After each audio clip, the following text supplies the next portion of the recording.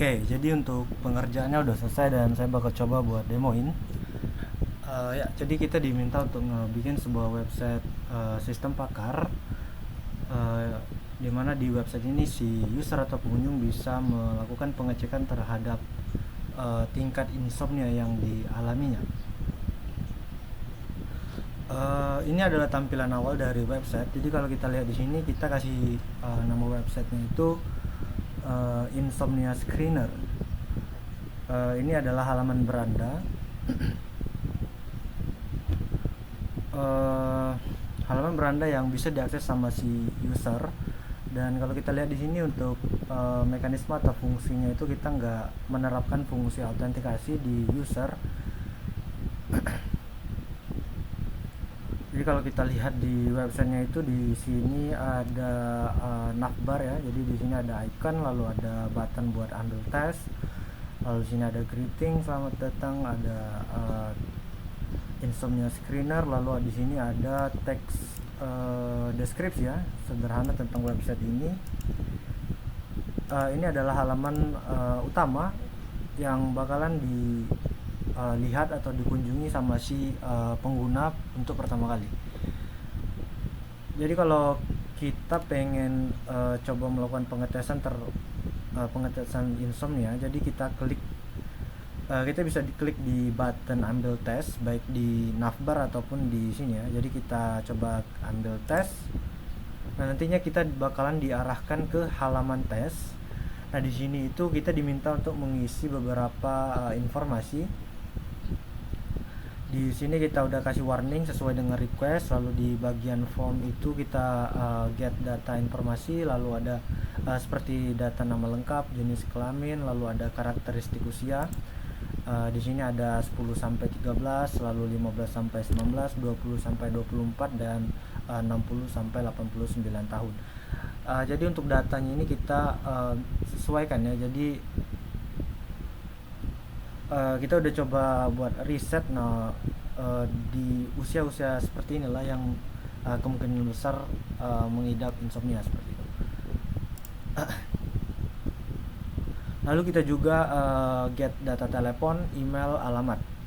Dan terakhir itu ada informasi gejala yang pengen kita dapatin dari si pengunjung ya, atau si user.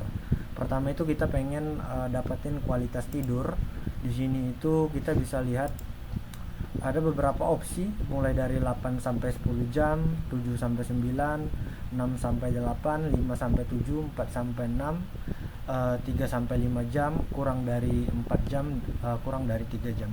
Itu untuk opsi kualitas tidur. Kemudian di bagian tingkat stres itu kita kasih 4 opsi: ringan, sedang, parah, dan sangat parah. Kalau di bagian intensitas penggunaan gadget itu ada rendah, sedang, dan tinggi. Jadi nanti kalau diisi ya datanya itu sama si pengunjung, kita masukin telepon, email, alamat, kualitas tidur. Oke. Setelah semua data itu diisi, pengunjung bisa submit, lalu dia bisa klik submit. Nah, di sini ada pop-up, dia bilang sukses, data berhasil ditemukan. Artinya kombinasi dari gejala itu cocok ya dengan data yang kita udah tampilin di database.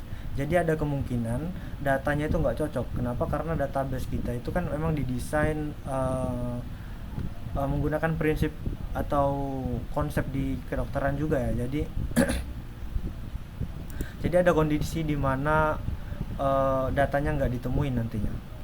Oke, kalau kita lihat di sini di halaman detail, itu pertama kita bisa lihat di sini ada detail result for. Nah, ini ada ID dari pemeriksaan.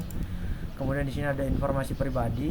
Di sini ada link detail hasil pemeriksaan. Nah, link ini bisa disalin ya, bisa digunain lagi untuk melihat hasil ini di kemudian hari. Jadi kita nggak lose ya. Jadi kita nggak lost linknya tadi. Nah, seperti ini. Jadi kalau kita coba akses link yang udah kita dapatin ini di browser itu secara langsung, nah kita bakalan secara otomatis bisa melihat halaman ini sesuai dengan data yang ada sebelumnya. Lalu di sini ada tanggal pemeriksaan. Jadi tanggal pemeriksaan ini dilakukan, ini di generate secara otomatis oleh sistem. lalu ada nama lengkap, itu data-data yang diinput tadi ya. Kemudian di sini ada informasi gejala, lalu ini sesuai dengan data yang kita input. Nah, di sini ada hasil pemeriksaan. Jadi berdasarkan data yang udah dihimpun seperti seperti karakteristik usia yaitu remaja, kemudian kualitas tidurnya itu 8 sampai 10 jam, tingkat stres dan intensitas penggunaan gadget, itu didapatin hasilnya itu rendah ya, tingkat insomnia. Jadi seperti itu. Oke, jadi kan kalau kita coba kembali lagi ke beranda ya, jadi kalau kita nggak copy ya link yang udah dikasih tadi, itu kita nggak bisa lagi dapatin atau kembali lagi melihat data hasil sebelumnya. Jadi link yang udah kita copy sebelumnya itu bisa digunain buat melakukan pengecekan terhadap data kita sebelumnya seperti itu. Seperti ini. Oke, itu dari sisi pengguna atau user. Waktunya kita bakal coba ke sisi admin. Jadi kalau di sisi admin itu kita terapin fungsi autentikasi. Jadi yang bisa mengakses halaman admin itu hanya user yang udah terautentikasi. Jadi kalau kita coba akses ya di sini admin seperti ini. Nah, itu otomatis kita bakalan diarahkan ke halaman login. Kenapa? Karena emang kondisi kita atau state kita saat ini belum melakukan login. Tapi kalau kita udah login, nantinya kita coba akses admin ulang dan kita bakalan nggak perlu lagi login seperti itu. Jadi kalau kita coba login di sini untuk credentialnya itu untuk username-nya admin, kemudian untuk passwordnya itu root ya. Jadi nah di sini kita udah berhasil login. Di sini kalau kita coba open admin ya, root admin di sini, nah itu kita diarahkan ke halaman admin. Kita tanpa perlu melakukan login ya. Untuk fitur dari admin itu sendiri itu nggak terlalu kompleks ya. Hanya fitur buat memanage data atau memantau data ya. Jadi admin itu bisa memantau semua data yang udah di data screening yang udah diinput sama si user ya. Jadi kita bisa lihat di sini ini ada data screening, di situ kita bisa lihat ada 2 data yang udah diinput sama si user. Di sini ada data tanggal, nama lengkap, umur, nomor telepon, statusnya itu status tingkat insomnianya itu di sini kita lihat masing-masing itu rendah. Kemudian di bagian action itu ada button buat hapus ya. Jadi si admin bisa menghapus data itu. Jadi kalau kita coba hapus di sini, nah datanya udah berhasil kita hapus. Nah, kalau kita coba akses lagi data link sebelumnya ya. Data link sebelumnya itu, nah di sini kita bisa lihat datanya itu tidak ditemukan. Karena datanya udah kita hapus. Udah dihapus sama si admin. Selain hapus juga ada fungsi buat melihat detail data ya. Jadi kalau kita lihat di sini kan admin melihat datanya itu sedikit ya. Jadi cuma bisa lihat data tanggal, nama lengkap, umur, nomor telepon dan status. Nah di sini ada button detail.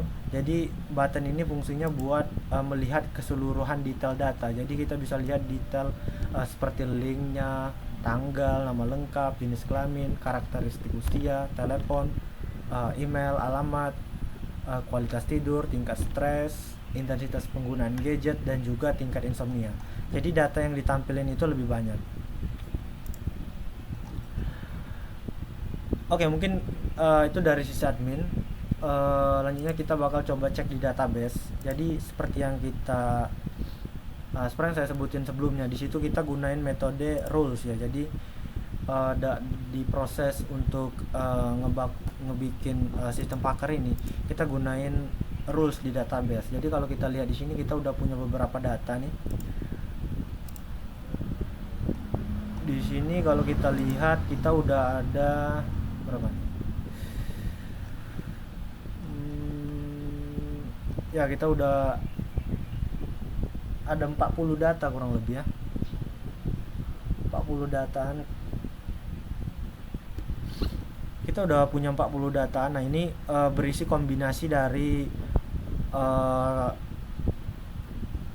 grup umur, gender, sleep quality, stress level, gadget usage, insomnia. Jadi data-data ini digunain untuk kombinasi menentukan level insomnianya. Jadi datanya udah cukup banyak nih. Kalau kita lihat di sini ada grup remaja itu dari gender perempuan, laki-laki, mulai dari sleep quality atau kualitas tidur itu udah bervariasi, udah cukup lengkap. Lalu ada level stres mulai dari ringan, sedang, parah. Penggunaan gadget mulai dari rendah, sedang, tinggi itu udah ada semua. Lalu ada value atau nilai level insomnia yang kita butuhin nanti, resultnya nantinya. Selain itu kita juga punya table screening data. Table screening data ini nantinya itu kita gunain buat nyimpan data ya. Terakhir itu ada table users. Nah itu kita gunain buat simpan data autentikasi. Oke, mungkin segitu aja ya untuk demonya. Mudah-mudahan bisa dimengerti dan terima kasih.